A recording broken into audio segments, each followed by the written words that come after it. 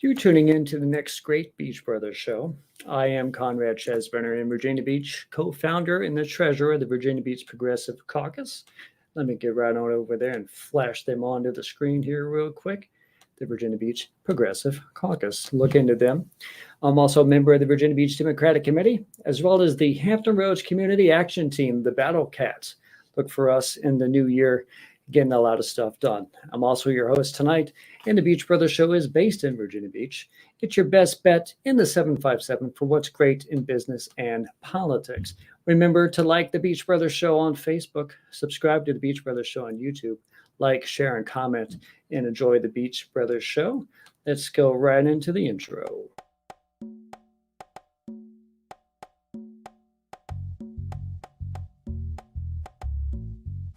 So look, the Beach Brothers Show is a show where we deal with Virginia business and politics. Well, I'm Conrad Chesbrenner. I'm a Hampton Roads political activist. Best ideas for community improvement happen to drive me. I help folks that are approaching retirement and in their retirement years. I have what I call the empowerment agenda. And that means that everything I do is focused on empowerment. You want to give a salute to Tally and Twine. It's time for you to have a high quality watch made in Virginia, made in Portsmouth, Virginia, from Tally and Twine. We want to say thanks to Southern Volkswagen Greenbrier for their great level of sponsorship. If you need a new car, you don't need to go far. Southern Volkswagen Greenbrier.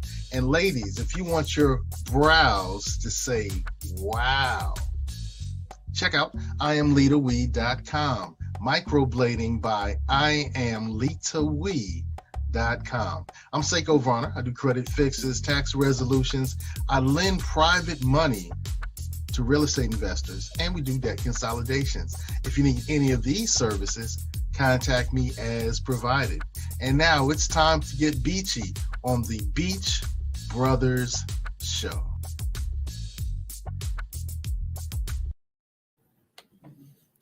Welcome back. Gas prices are starting to come back down a little bit, just a little bit. And if that might encourage you to look toward buying a vehicle to travel all around these Hampton roads, remember to look no further than Southern Volkswagen in Greenbrier, 1248 South Military Highway. Stop in, seek out, and speak with Charlie Roy. He'll hook you up with a quality car which navigates around our tricky roads and saves on gasoline. So hit up Charlie Roy at Southern Volkswagen, and you'll be all set. Now, I want to get back into our soapboxes. Remember, we like to talk about certain topics and go in depth on them. And my soapbox tonight will hinge on branding, specifically how you market support of a political policy to your constituents. Let me take you to Virginia's 1st Congressional District. I'm going to flash that on the screen right now. That is Virginia's 1st Congressional District. A little breakdown. The 1st District is usually northeastern Virginia, split between a suburban north and a rural south. A previous guest of the show, Vanjie Williams, ran for that seat in 2018, and she ran on seeking to revitalize the area in terms of infrastructure, especially so for rural broadband, a boon for the district. However, our friend Vanjie didn't win, and incumbent Rob Whitman did. This past November 19th, Congressman Whitman made a press release about the Build Back Better agenda, Democrat President Joe Biden's signature infrastructure work, and explained why he voted against that bill. While a citizen would appreciate the transparency, here is his reasoning. This massive tax and spending bill is anything but building back better. It is an attempt by Speaker Pelosi to ram through the most radical far-left piece of legislation ever. I refuse to support the Democrats' radical agenda that will dramatically exacerbate the mounting inflation crisis, tax working families, bankrupt the economy, drastically expand the federal government, and increase energy prices. Okay, I know he's a Republican, so his buzzwords like massive and radical and far left are all noted. But remember, he's a longtime server in Congress. This is what he's telling the people of his district why he's against that bill. Then came a recent ad purchased in a Virginia newspaper. The ad shows Congressman Whitman in a hard hat and a yellow vest shaking hands with workers. The title of the ad, Congressman Rob Whitman is bringing broadband to the Northern Neck. It's the future, and it's becoming reality. Throughout the Northern Neck, broadband is bringing folks closer than ever before. Congressman Rob Whitman has helped bring broadband to thousands of homes and businesses, and he will not stop until every Virginian is given an equal opportunity to connect to the future. And this sounds incredibly rosy. It sounds like he's Vanjie Williams up there, proud of his votes to bring infrastructure spending to our entire state and build broadband for everyone. That infrastructure bill had $100 million in it for Virginia broadband, but he voted against it. And he called Democrats radical, far left big spenders for doing it all in the first place.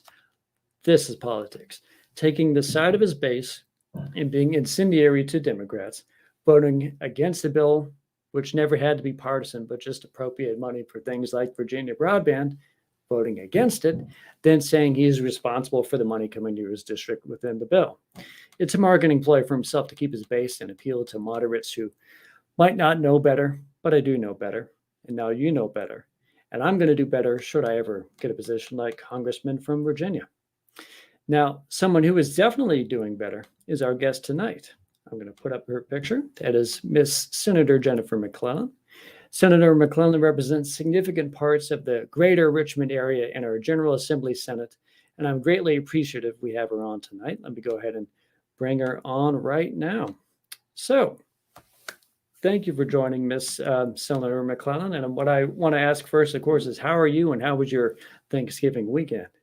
Well, thanks, Conrad, for having me. I am well, and Thanksgiving was good, although I probably ate too much. No, I will admit I probably did too. In fact, I'm going to fast today just to counteract my eating too much over the weekend. So let's start with yourself, the person. To my understanding, your dad worked at Virginia State and was involved in activism for civil rights. And to my understanding, you were a valedictorian in high school, and you got your BA as a Richmond Spider and your JD as a Cavalier over in Charlottesville. Can you explain how your life shaped you prior to becoming a politician? Yeah, so I was a nerd, and my parents were a lot older than a lot of my friends' parents. And so listening to them tell stories of what their life was like growing up in the segregated South during the Depression and the New Deal, and everything they lived through, and my own love of history, I came to really understand that at its best, government is a force for good and solving problems and helping people. And at its worst, it's a form of oppression. And politics campaigning at least looked fun. So I got interested as a kid, but when I went to college, I joined the Young Democrats. I started volunteering on campaigns. I started getting really involved in sort of grassroots organizing. And then eventually kind of decided I wanted to be the one passing bills and not just electing other people to do it. So I ran for the House in 2005.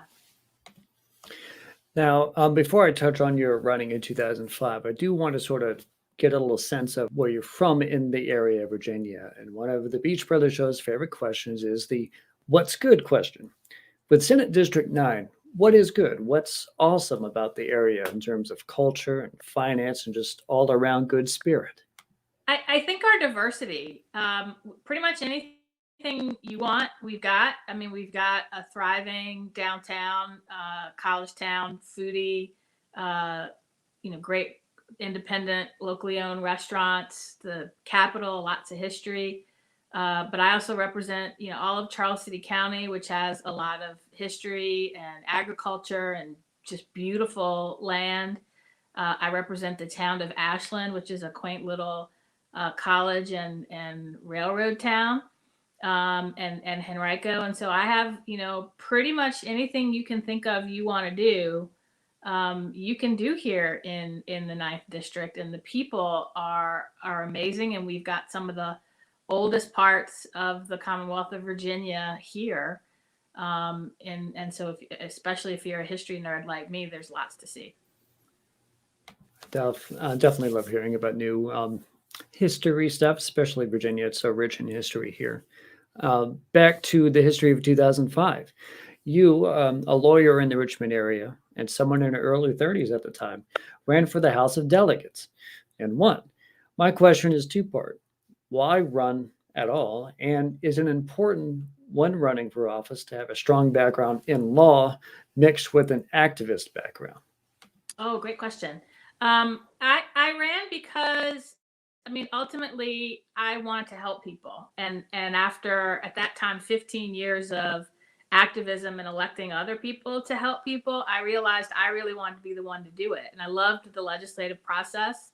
I love solving problems, and I knew that as a delegate, I could help a lot of people, and that's why I ran. I think having a legal background helps govern, definitely, as a legislator, because if you're writing the law, it helps to understand the law, and that words matter and word choice matters, and that when you pass a law, courts have to interpret it, and you got to make sure that you've got the right word there. But as an activist and who had worked on campaigns and convincing people to vote for someone, I understood how campaigns worked.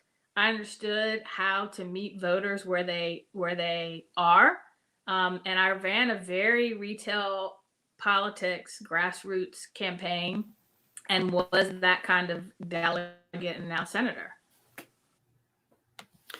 Now, you kept winning your delegate seat back until you moved to running for state senate in 2017. Then you won that in a special election and again in 2019 for a general election. You spent over a decade in the same spot, Richmond. You've been in the General Assembly as a delegate and a state senator. So, if you could tell us what the GA is like, what groups and committees you are in, and also tell us what to this point are your signature highlights as a representative. Uh, First of all, I love the legislative process in the General Assembly, mainly because you've got to convince at least 51 and 51 delegates and 21 senators that your proposed solution is the right one. And to do that, you really have to understand why people believe what they believe and meet them where they are and move them to where you need them to be, and bringing people in to tell their story. And when they can't come, to be their voice. That's what I love about the General Assembly. And I've been there now long enough that I've seen bills that I have passed, or bills that I killed, or bills that I helped make better, have helped people.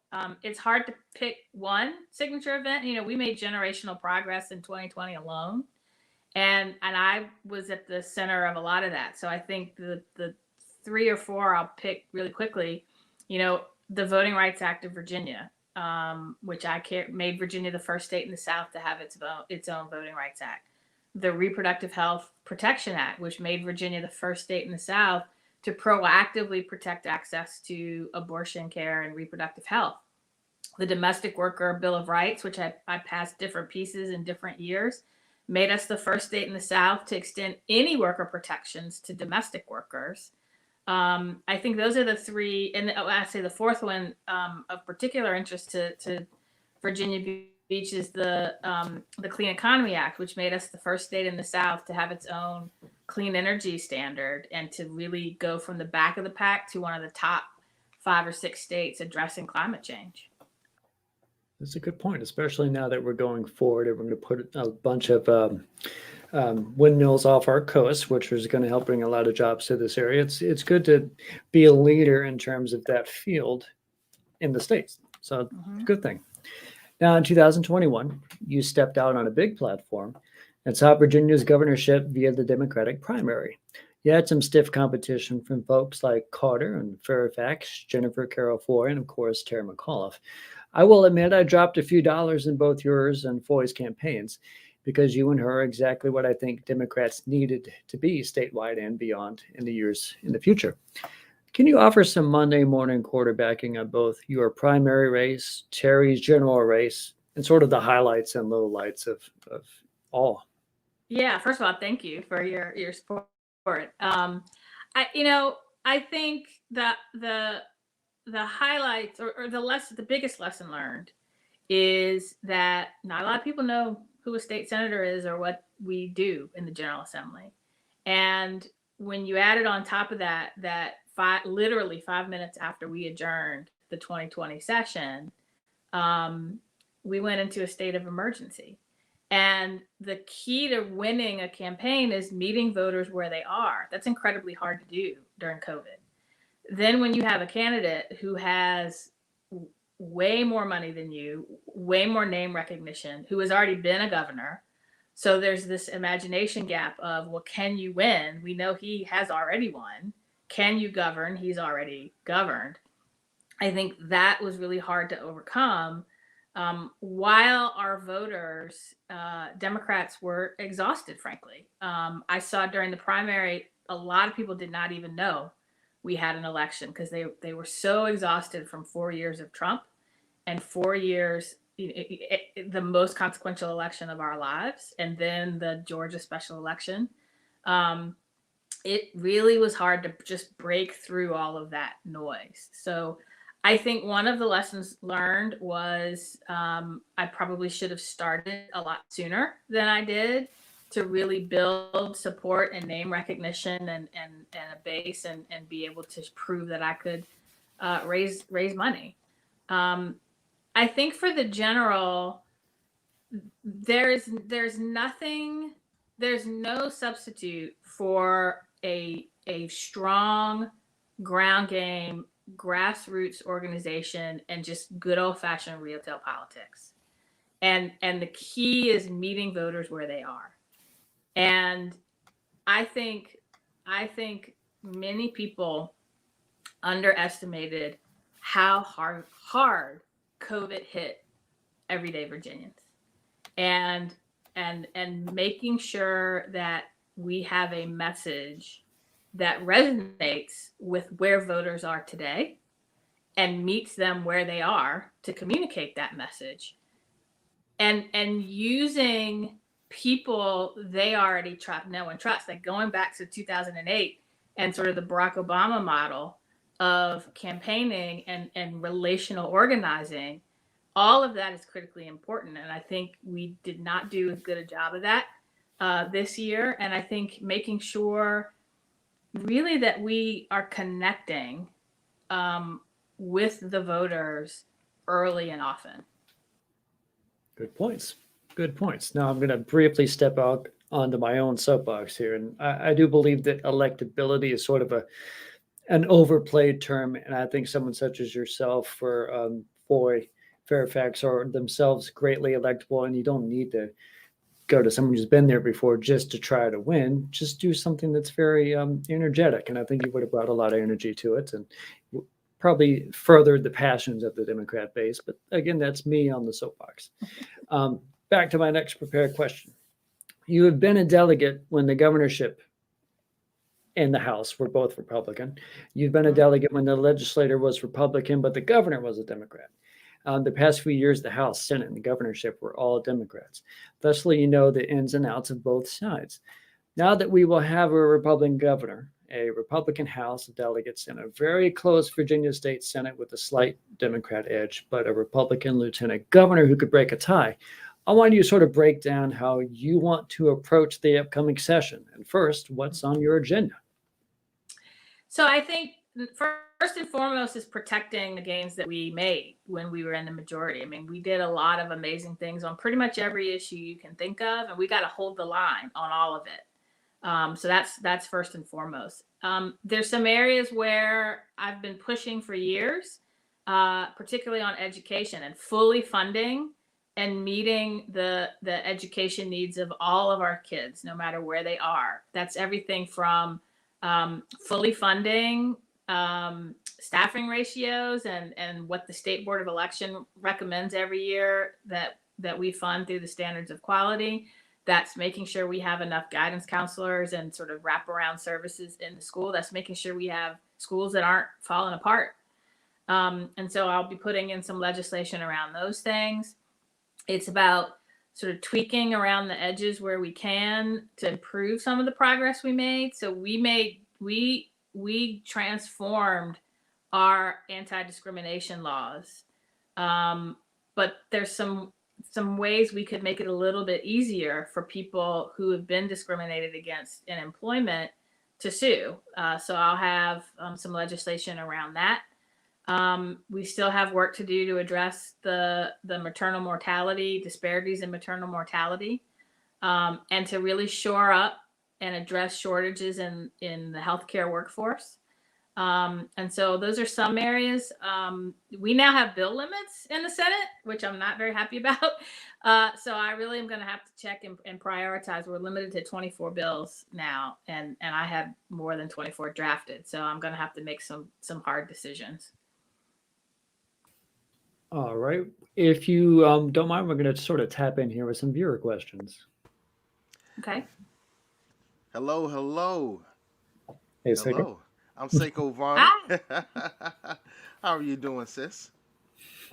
I'm And good. I How say, are sis, some divine nine love from you, all right? I know. You have, I'm gonna get in trouble with this pink room, and I'm gonna say this is more green. I think they, from time to time, I've heard Delta say that pink is extreme red. That's right. Or, how we put it, that's the beginning of red is pink. Well, look, we had a couple of questions from Andrea Dixon. When the progress of the 20th century is also being used as progress, why is the mentality to tweak around the edges when the concept of progress in the 20th was radical change? That's an interestingly posed question. Does that make sense? I think it does, and Okay. I think part of where we are now is, unfortunately, dampened by a little bit of practicality. Their transformative radical change is not going to get out of the house right now, and my job, in having lived through a Republican governor and a Republican General Assembly before, I know that to get through the next 2 years, I need to do both. I need to try for radical things, but I also need to go for some things that I know are achievable. So it's really bringing a bit of, I like to call myself a pragmatic progressive. So I push for as far as I can go, recognizing I'm probably not going to get as far as I want to go. So while I'm pushing to get as far as I want to go, let me make sure I'm getting something done, and then continue to push and continue to push. And it's really just making sure that I'm not getting overwhelmed. If you take on impossible battles all the time, every time, you're going to exhaust yourself. And so I think this is sort of let's take a step back on a couple of issues. We'll continue to push, but we probably can't seek radical change on every issue in this year and take on too many battles this year that aren't gonna go as far as we want to go. Does that make sense? It does. It does. But it also makes me wonder for a voter, a citizen like me who, you know, doesn't necessarily support either one of the major parties. I'm independent. So I'm thinking if my agenda, my interests keep getting pushed back because they're not pragmatic, why should I even participate? Well, okay. What's the agenda? So my agenda is to help people. My agenda is to go to people and say, what is the problem facing you right now? And what can I do to solve it? And some of those problems will require radical change, and some of them require incremental change. And it depends what the issue is and what the problem is you're trying to solve.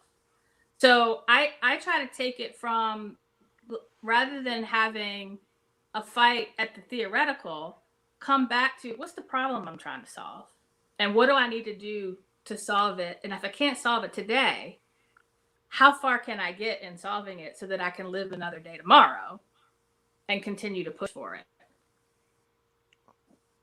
While that makes sense, I'm not sure if it makes progress in some of the areas that some of the voters might be interested in. I think that's one of the reasons why we had a lower turnout, because people didn't feel as vested, while some others felt extremely vested.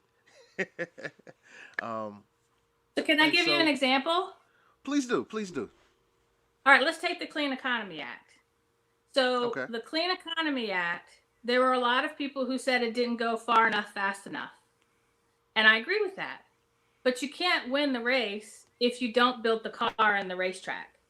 And if there were people who said, well, if we can't get the perfect, then we shouldn't do anything. But we were able to get something that was really good and took us from one of the worst states as far as energy policy, where over, I think it was 60% of our electricity was generated from natural gas. And it put us on a path where zero will be generated from electricity, from natural gas and fossil fuel.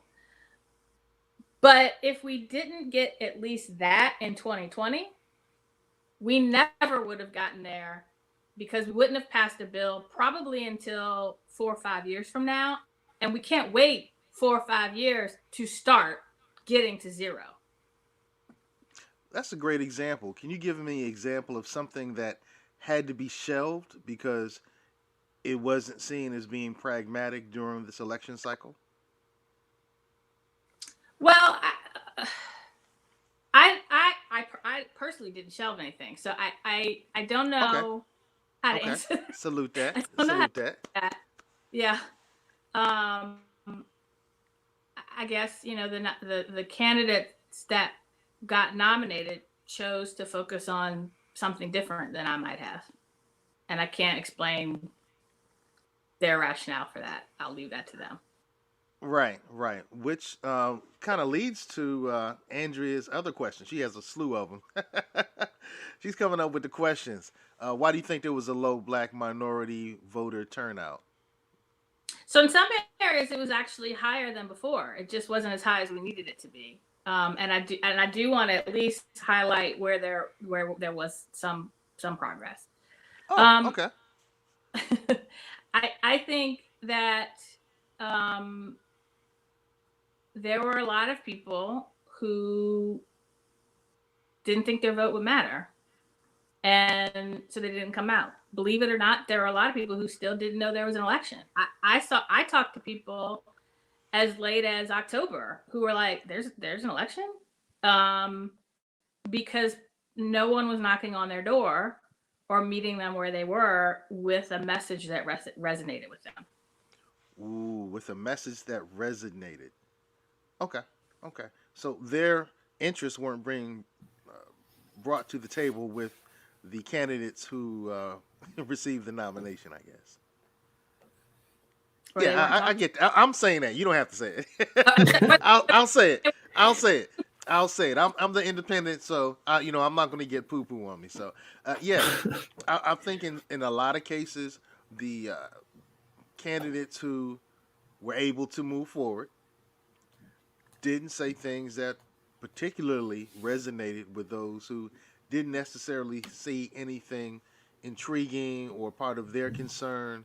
When we look at people of African and indigenous descent, we've said since the 1800s that we're having a very different experience with the judicial system. But I didn't see the forwarded candidate saying, hey, we're really going to help change this thing that's been asked for since the 1800s. As a matter of fact, I heard we're going to have the status quo. What frustrated, and I will say, what frustrated me is we actually made generational progress on justice reform in 2020 and 2021, but we didn't talk enough about that. Hardly anybody did. I know. And it was like, we're not going to talk about it because it's not going to help us win elections. But interestingly enough, not talking about it may Help have been lose the elections. reason Yeah. that the election wasn't won for the Democrats. One might pontificate about. Yeah.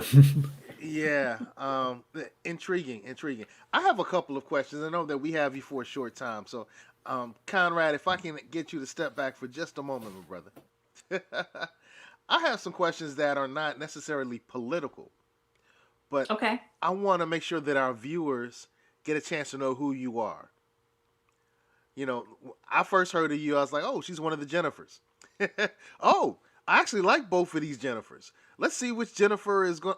Oh, Neither one. So I kind of went through that experience, and I can say Yeah. that I'm not going to get poo poo. I'm the independent, um, but I want to make sure that our viewers get a chance to really know who you are, what you stand for, maybe a little bit about your background. I Okay. mentioned earlier, the Divine Nine connection. So some people might pick up on that, but Yeah. others may not pick up as much as so. So I'm going to ask you two questions, and Okay. this one is intriguing. And the question is, you know, what have you intentionally done differently than previous generations to make a better life? What have you done intentionally different than the previous generations to hopefully make a better life? Oh, great question. Well, as a Black woman, I got elected to office. And not to say that that generations before me didn't, but very few did. And I did it younger than many did because they weren't able. And so I think I was able to recognize and build on the work that that prior generations of Black men and women did to allow me to run for office. And I picked up the baton. Um, One of the reasons I got interested in politics was really learning about the civil rights movement in the 1960s.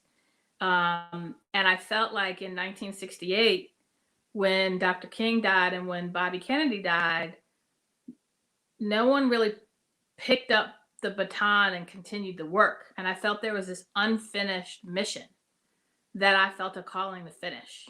And I probably won't finish it in my lifetime, but I will get us a lot farther so that my children and my children's children and yours can then pick up the baton and go even further.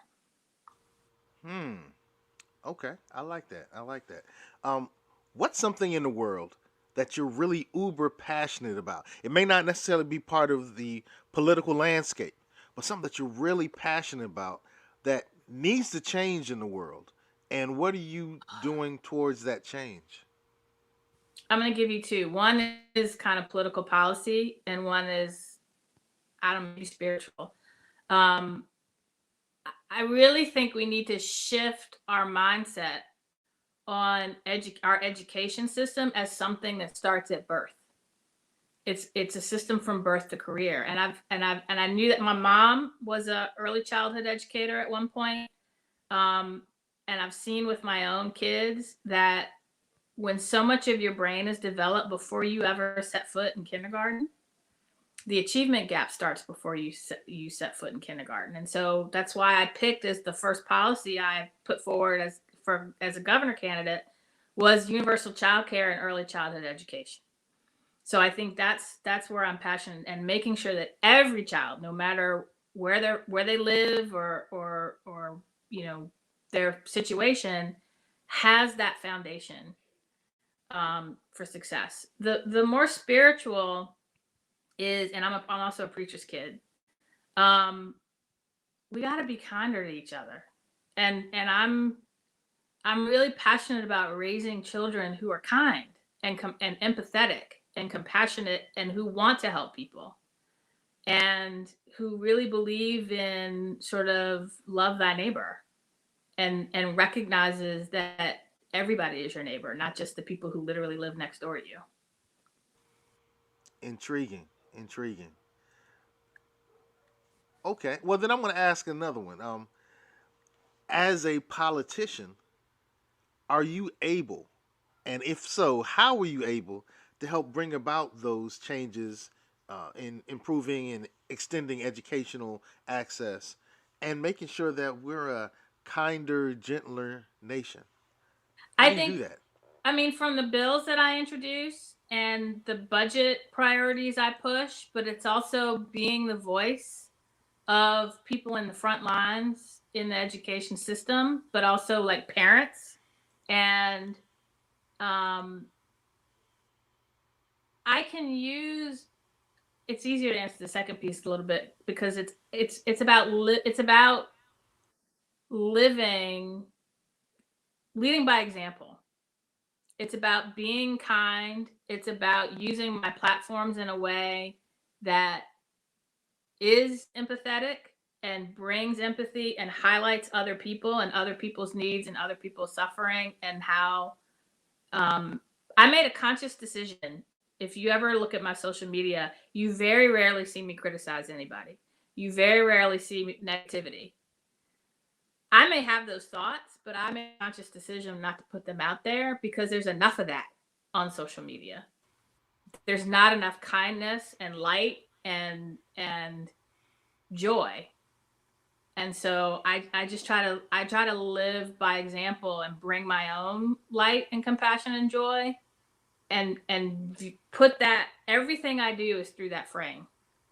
Now, my impression and understanding of politics is it's a war over limited resources. So, can you be a kinder, gentler candidate, a kinder, gentler legislator, and continue winning? I think so, because winning is all about convincing people to do what you want them to do. I think part of our problem as Democrats is we try too hard to appeal to people here in their rational thinking. We need to be trying to appeal to people from their heart and how they feel, because that's how people vote. People vote based on, how do you make me feel? Do I feel like you understand and will actually do something about my problems? That doesn't mean being soft or weak, and not fighting when you need to fight, and not being cutthroat when you need to be cutthroat. But it's about, why are you doing it and how are you doing it, and are you doing it to help people? I don't know how to be any other way. Okay. So, I mean, you're being authentically who you are, Yeah. and authentically what you want to see more of in the world. And, I can't help but applaud that. It's interesting, Andrea says we're still asking for the same rights, access, and respect as the 1890s. I know. So, And I said repeatedly on the campaign trail, and this is so true, I am fighting the same fights. And this is why I ran for governor, frankly. And this is Right. why I continue to do what I do. I am fighting the same fights that my parents, my grandparents, and my great-grandparents fought. And I cannot leave those fights to my children. And I will do everything within my power not to leave those fights to my children. But I can't do it alone. So I have got to motivate other people to help do that work. And that's why I ran for office in the first place. That's what motivates me every morning.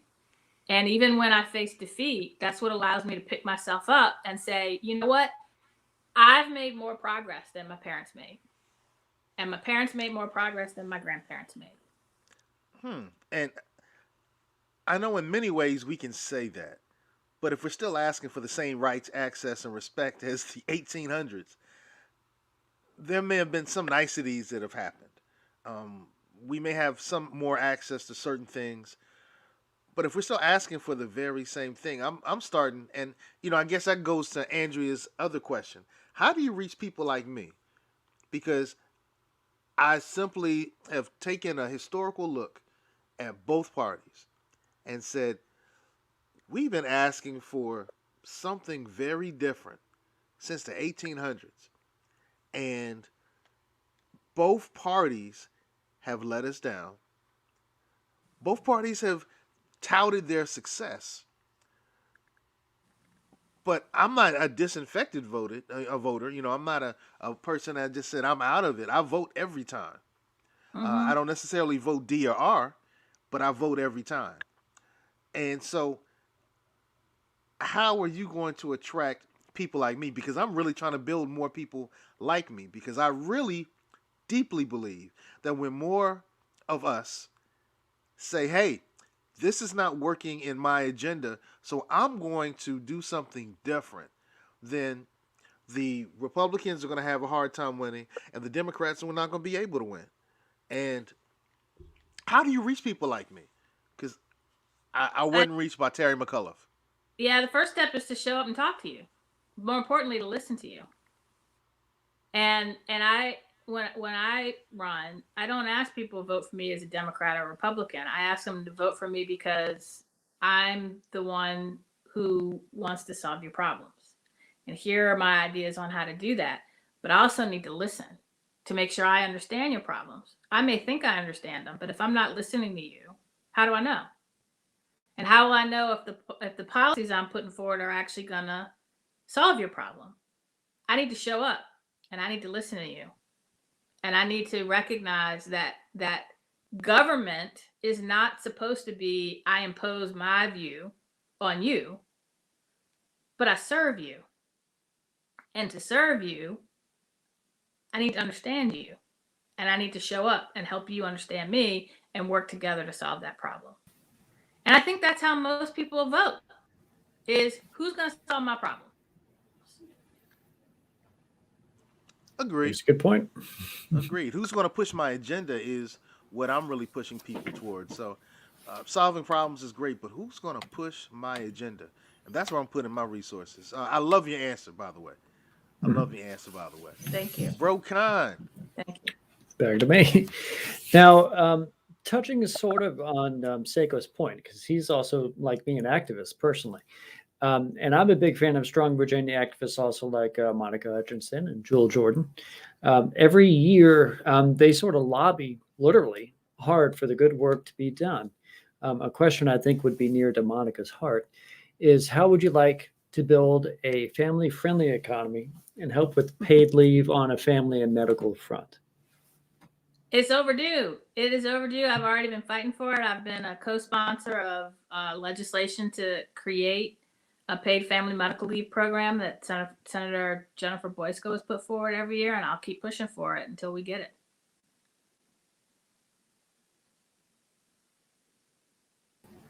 Let me get back on there on the screen here. Now, this question will be one that Jewel really likes. And you also know of Brown Virginia's work. They usually do an annual MLK Day of Action, very informational for the public on how Virginia politics works. Also, it allows people to listen to their representatives when they usually wouldn't have the chance. I want to know, how important are events like that to your eyes? Oh, critically important. You know, we have heard since we were kids that we're a government by, of, and for the people. That means government is only as good as the people who participate. That's not just people who run for office and people who vote, but people who show up and talk to their legislators or make their voice heard in the legislative process. But they've got to understand the legislative process. So I think events like that really help sort of demystify the government process and help people to find and bring their voice to the halls of power. And that would be another great way to show that you are not only listening, but caring about what you're listening to, because they are the ones coming to you and like, hey, you're serving us. How will you literally serve us? And if there's a reciprocation back and forth, you talk to them earnestly and they talk to you earnestly, people will actually start to like politics a little bit better and not think so that it's all dirty or something like that. So I think it's all good too. And I would say both women are quite fond of your work on marijuana law reformation. Going in 2022, in a stronger Republican presence, how will you look to protect that work and possibly advance on it? Yeah, great question. I'm really worried that they're going to try to roll back the social equity components. I think I wanted to make sure that when we legalize marijuana, we do it in a way that the people and communities that were devastated by the war on drugs disproportionately have a meaningful opportunity to benefit from the business, both as entrepreneurs, but also those communities are invested in. And so I'm going to be fighting really hard to make sure those parts of the bill stay, and that people who were incarcerated for what is going to be legal, that they're given some benefit as well. And I know I'm the one coming from the more partisan Democrat vein here, but marijuana does have some Republicans out there who are more open to the idea of reformation on that project. So I think that that could definitely be something to, um, especially if you think that progress isn't done in a more bipartisan matter. It could, depending on who you speak with. And if you're friends with someone across the aisle who are big into advancing on that, I think something could be done in 2022 in this upcoming session. And again, speaking of 2022, it's going to be pretty topsy-turvy beyond just the concept of the state house, but because there won't be a state house race, but there will be federal races. Currently, the generic ballot has a sizable Republican advantage, even looking stronger than the information said it was going to be about 2010's Tea Party wave. That's how it is now. How do Democrats battle that and go strong into the next couple of elections, message-wise, and so forth? I think we really need to focus on what we have done, and I think hopefully the Build Back Better bill will pass. But between infrastructure and the American Rescue Plan, and we Democrats have delivered some things. We still got more to deliver, but first we got to tout what we have delivered. I think that was a big mistake in 2021, was not doing that. And again, it's meeting voters where they are in the moment, and not assuming where they are right now is where they're going to be next year. And so that means showing up, knocking on their door, listening to what they have to say, talking with them, and not just having TV commercials shout at them. Definitely don't want the shouting. What are some of the gains that you mentioned twice that have occurred in terms of the justice system? At the state level? Oh, Mhm. well, I mean, we abolished death penalty. We put in place a comprehensive police reform bill that for the first time put clear standards in place, like no-knock warrants are now legal. Chokeholds are now legal. And there's a whole series of things that if a police officer violates, they can be sued and they won't have qualified immunity on those things anymore. We put bias training in place. We required that for traffic stops be recorded by demographics so that we could quantify what we already knew, and that's that people of color are disproportionately pulled over. We stopped. There were some things that used to be a primary offense, so you could be pulled over for. Now you can't be, like broken taillights or tinted windows. We put in place the Marcus alert. It needs a lot of work, but when it is fully implemented, if you're in the middle of a mental health crisis, the first person on the scene will include a mental health professional, and not just cops coming, but someone who can actually help to de-escalate your mental health crisis. I think I mentioned we abolished the death penalty. So those are just a few of the things that we did. And I know I'm forgetting some, but we had a whole special session last August that did a lot of that stuff. Why do you think your party didn't promote those things?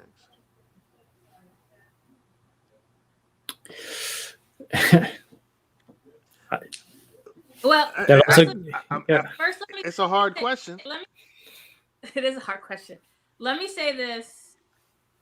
I think my perspective as a legislator, and this is more on the House races. I think we forget that a lot of people pay attention to what we do in the General Assembly, and I think we assume people just figure stuff out by osmosis. And we literally, in 2020, 5 minutes after we adjourned, we went into a state of emergency, and it made it a lot harder to communicate to people. So it wasn't just we didn't tell people what we did in 2021. We didn't tell people what we did in 2020. So we've got to do a better job before an election of talking about what we've done. So that's the first step. And why the campaign didn't talk about that? I guess they didn't think it was important. Let me get my cap back on. They didn't think it was important. Yeah, that I would want to touch on just a little bit if I could, because this is me Woo. getting on my critiquing soapbox here. I didn't particularly like when he was addressed by, I believe, that sheriff somewhere in Virginia, and former Governor McAuliffe seemed very adversarial to that guy and sort of dismissive of him. And it became like, well, we're not defund, that's the Republicans type thing. It made him seem like he was very big on that when the messaging should have been like, hey, we're actually very pro criminal justice reform. Here is why. And instead of doing, say, a mailer that ties him to Youngkin to Trump, here's what Democrats have actually done. That could have been a mailer or something like that. That I'm just thinking out loud. Could have been something to help sway positive opinion back in the Democrat direction. Well, brother Conrad, I think the Democrats should probably hire you to One give some of that one insight, day, one because day down the line. obviously they didn't think it was important enough for most of us to understand. But we're all still playing the game. So I think we'll learn from this and go forward, I think. I hope you do. I hope you do. I hope you do. Miss McClellan, what are some things that we should be concerned about under? Ooh, this is going to be a hard question. What are some things we have to be concerned about under a Youngkin administration? Well, let's take since he ran on education. I think we need to understand what he's going to try to do is exactly what Bob McDonnell tried to do, and that is set up a system of charter schools and vouchers and taking resources out of the public education system to help a select few. We've seen that playbook before, and I expect we're going to see it again. And talking about focusing more on, what books are being taught rather than do you have a book to begin with. So I think even though he ran on education, he's not going to be really focused on how do we address the equity gap and the achievement gap that starts at birth to make sure that every kid has access to a high quality public education, not just a select few. I think, he may try to roll back. I don't think in the first year or two, but especially if we lose the Senate, I think they're going to try to roll back progress on healthcare, the access to abortion and strengthening reproductive rights, and could try to roll back some of the progress we made on Medicare expansion by starving the program. I think they could try to roll back some of what we did on environmental justice and addressing climate change. They've already said there's some things with criminal justice reform they want to roll back specifically on school to prison pipeline issues. What are those things? So I carried this bill. We back in the 90s, as part of this get tough on crime, there were a lot of things in law that principals were mandated to refer to law enforcement, even if it was minor stuff like in misdemeanors. And that was leading to more kids than needed to being handled by police that should have been handled through a discipline problem or discipline issue.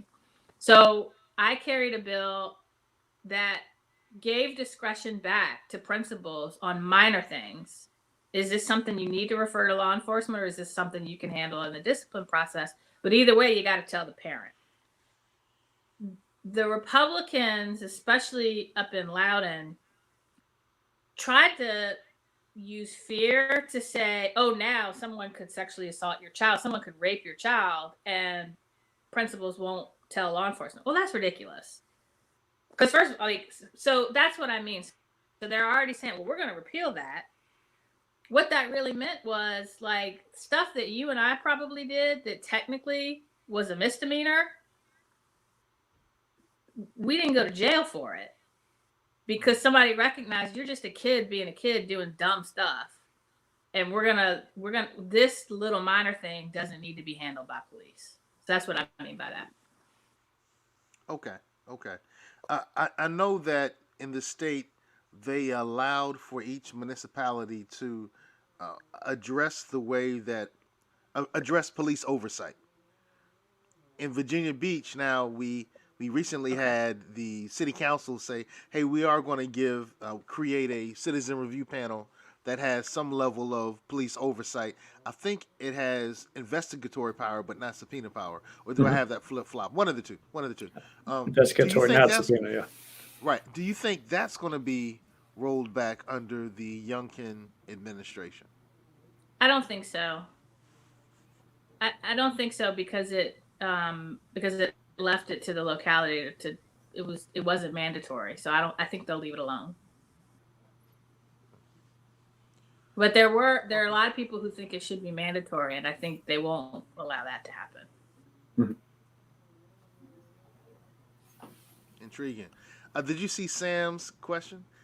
I'll I let do. you pose that. Since I'm the independent, I don't want to get that smear on me. Okay. Well, again, I will assume the I'm mantle of joking. the I'm joking. I'm joking. I'll assume the mantle of the resident Democrat here. And how do Democrats energize the African American vote ahead of 2022? I'll leave that question up and allow you to answer, Senator. Show up. Recognize that Black candidates can win. Recognize and support, Black candidates and women candidates and candidates of color, and first recognize that the African American vote is not a monolith. I think you all talked about that on one of your other shows. And making sure that there are certain issues that impact the African American community differently, but every issue is a Black issue. Mhm. And every issue is a Black issue because every issue affects Black people, some disproportionately. But we can't just show up and say, well, when I talk to Black voters, I'm only going to talk about criminal justice reform and restoration of rights and Confederate monuments. I'm also going to talk about economic opportunity. I'm going to talk about a good education and the achievement gap. I'm going to talk about access to health care. I'm going to talk about access to a job that pays well. So I think those are a couple of ways. It's just, first just showing up with a message that connects with the community, but recognizing the community is not a monolith. I don't think any community is a monolith. It kind of, Mhm. I wonder when I keep hearing that. But I guess we keep hearing it because certain parties do address my community monolithically, if that's a word. It is now. Yeah, and It and is I now. want Hey, every word was made up. Go ahead. Yeah. to. Go ahead, Ms. Jennifer. I don't want to underestimate the power of relational organizing. Ooh, It do has tell. to be, no one can convince someone to vote for somebody better than their peer, right? And empowering members of a community to organize themselves is much more effective than the candidate just showing up in the community and giving a speech. You got to have both. And I think we did not do, especially compared to, that's how Barack Obama won. A big reason why he won was a real focus on relational organizing. And even in 2020 here in Virginia, the Biden campaign did a pretty good job of relational organizing through the African Americans for Biden was not just some campaign person coming and talking to a group of African Americans, but empowering them to organize themselves and on a one-to-one peer-to-peer basis. We got to get back to that. Intriguing. You brought up Joe Biden, President Biden, and who famously said, "You've always had my back, and I'll have yours." But it seems to me like a lot of the decisions that are publicized seems to have other communities better tangibly benefited, and the quote unquote African American community that helped them win gets pats on the back in terms of the political oomph. When we looked at what happened with the Asian hate crime bill, there was actually some punishment and teeth in it. But George Floyd bill still lingers. Some of the bills that provide and say that it's a hate crime doesn't have the same level of punishment along with it. So others get punishment. Other communities, when they get things that there are tangible things that go along with it. But it seems like over and over and over, others get tangibles. We get pats on the back. I really think that President Biden's performance so far is one of the things that may have discouraged the black community from being as vivacious and energetic as they were a year before. I think what you just stated may help overcome some of those challenges. But I do see that it kind of comes from the top down. And how can, from the state level, how can politicians like yourselves address those concerns that people have that don't seem to be addressed by the White House down? We could spend a whole hour on that question. Would love to in the future. I know. And if it's Well, if it's a question that's going to be too abrasive no. to really answer. It's not abrasive. Okay. Let me take two pieces. First, I do want to say that the Build Back Better plan and the Build Back Better agenda that has passed the House and now the Biden administration is trying to push through the Senate will be transformative and benefit the Black community tremendously. With who is it that disproportionately can't afford childcare? Who is it that's providing the childcare and not getting paid?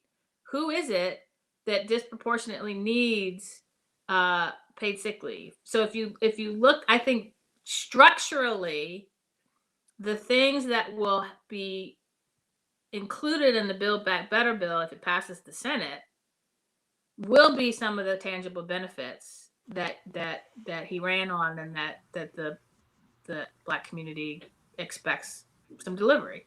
If we can get the Voting Rights Act, the John Lewis Voting Rights Act through. So they're working on it. And when it's just hard, it is hard to legislate. You got to work on the branding too. You do have to work on the branding. When I see the Native American policing bill that recently went through, and there was no discussion that seemed from we can't do this. This is too divisive. This is just benefiting one community. But a similar bill is still in limbo. And this is a new bill. I kind of wonder, and I'm just looking at it I feel for politicians in your seat because you're fighting the good fight. And then some of the things that are out of your control in many ways are hampering your ability to fight the other parts of the fight that you might want to fight. Yeah. If we're still talking about the same things from the 1890s. But if we give up, then what happens? Right? Well, I do applaud the progress that has been made. But I just wonder if being pragmatic and practical is the reason that we're still having the same concerns from the 1890s. No, I don't think. Here's why we're having the same fights. The reason we're having the same fights. Look at history. Every time Black people specifically and marginalized communities in general have gained social, political, and economic power, there has been a backlash that has included disenfranchisement, that has included propaganda and lies to stoke fear and hatred and violence. Every single time. That is a cycle that will continue to repeat itself. And we need to recognize that, and we need to be vigilant. And when we see the cycle start to repeat itself, fight. So we're fighting white supremacy. Well, Yeah. And I can say it. I don't want you to say it. Don't want you to say it. I'll say it. That's the bad. Here's the good news. There are fewer of them. Mm-hmm. There are fewer of them. And we have progressed. I mean, let me tell you, my mother did not dream of voting until after 1965, let alone dream that her daughter would be a state senator in the former capital of the Confederacy and run for governor. My great-grandmother and my grandmother couldn't vote. My great-grandfather had to take a poll test. Had to take a literacy test and find 3 white people to vouch for him to be able to vote. He could not dream that I'd be where I am. So you can't deny we've made progress. Now, we got a long way to go. But that's why you got to recognize, celebrate the victories when you get them. When you fall, pick yourself up, learn the lessons, and keep fighting. And I think sometimes we don't take the time to celebrate the victories, or we're too quick to move on from the victories. I don't know. I think that takes some time. I think we've celebrated too long. Fighting.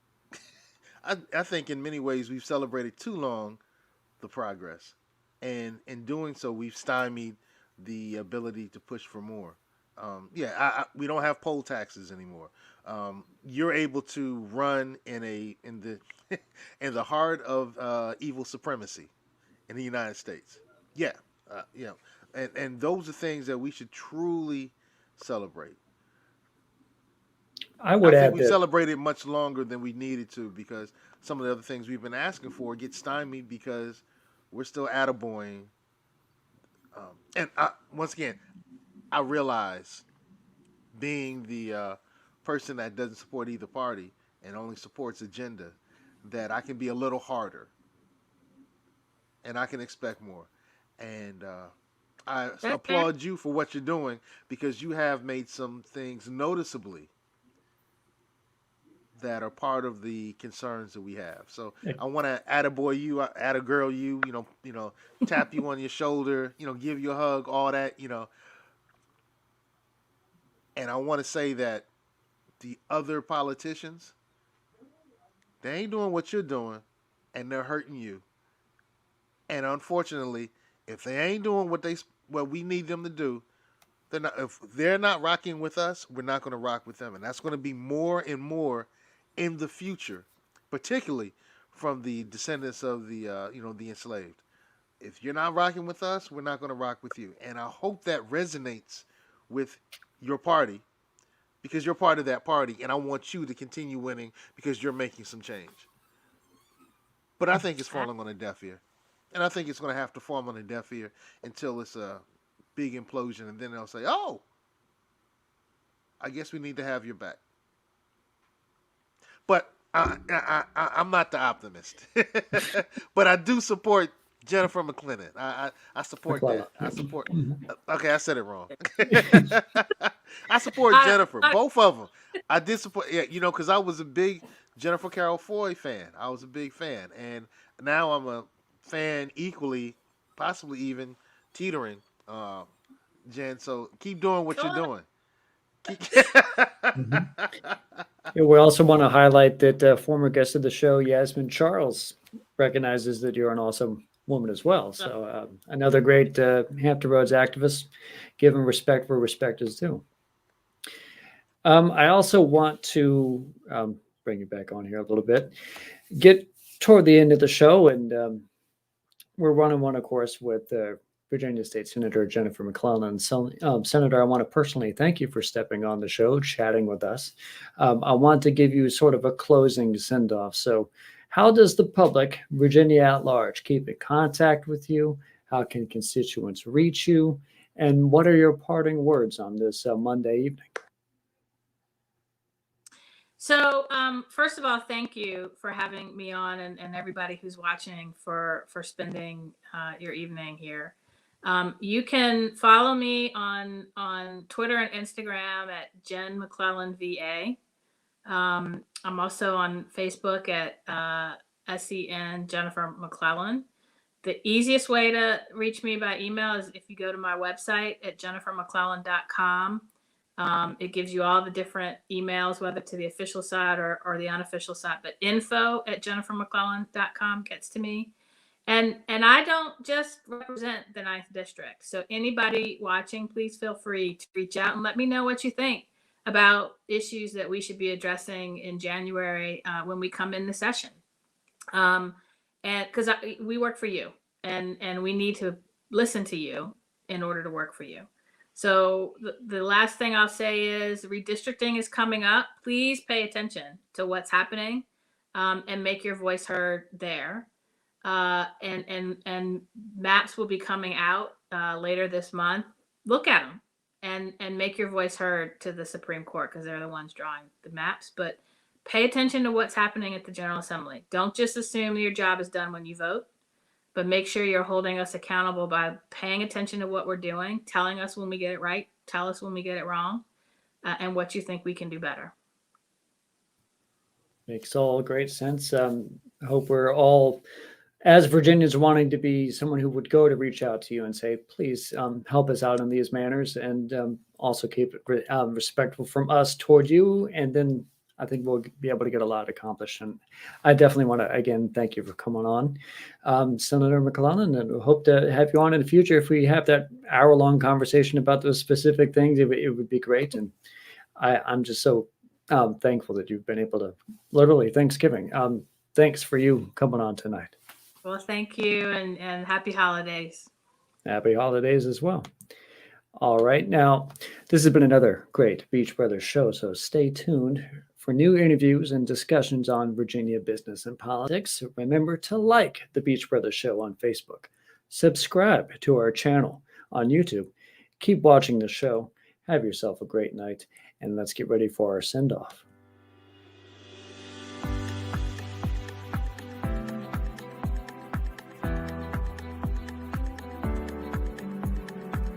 It's never too early or too late to plan for retirement.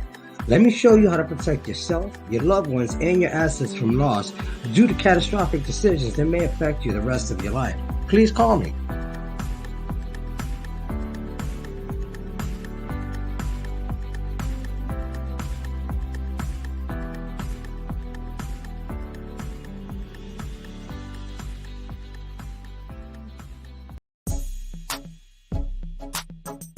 This show was brought to you by Positive Vibes Incorporated, our consulting services.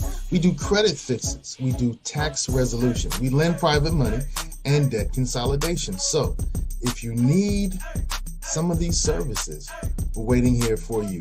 Credit fixes, tax resolutions, private money, and debt consolidation. Make sure you call Positive Vibes Incorporated.